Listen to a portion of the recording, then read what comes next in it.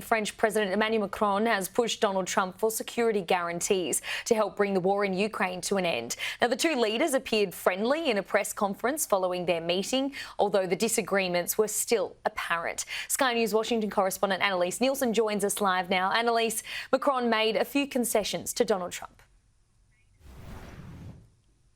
Look, he was very charming from the get-go with Donald Trump, but it was clear that there are a few things the two leaders still simply disagree on, as both say they want to work towards the end of the war in Ukraine.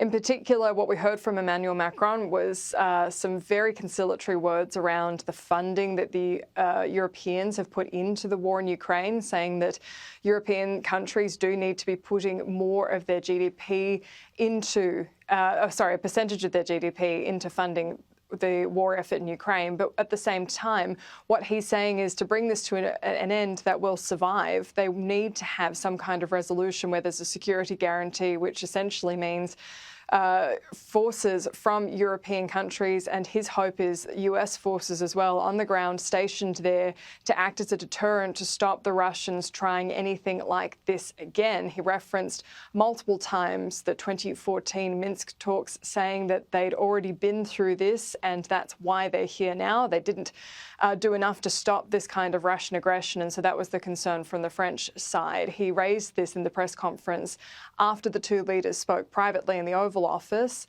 and Donald Trump didn't give him much in return. We didn't have security guarantees.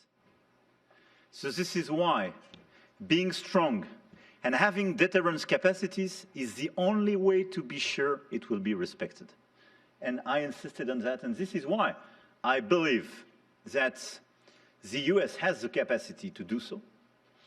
And this is why I think we should never say, I will never send any boots on the ground, because you give a blank check to violate any type of commitment. There's tremendous distrust on both sides.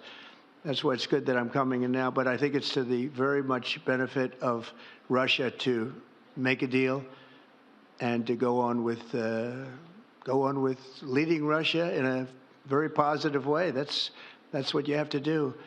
But I really believe that he wants to make a deal. Maybe wrong, but I believe he wants to make a deal. These talks have happened not only on the third anniversary of the Russian invasion of Ukraine, but also the same day that there was a vote at the United Nations. It was supposed to be a motion condemning the Russian aggression in Ukraine. The Americans decided to vote against this one resolution and then abstain from a vote on another similar resolution that was put forward, and in doing so sided with countries like Iran, like North Korea, and it's been met with widespread condemnation, especially from Europeans. Donald Trump was asked about this in the Oval Office, and here was his response. Can you explain the rationale in having the U.S. vote against the UN resolutions that Ukraine proposed and also the U.S. proposed? I would rather not explain it now, but it's sort of self-evident, I think.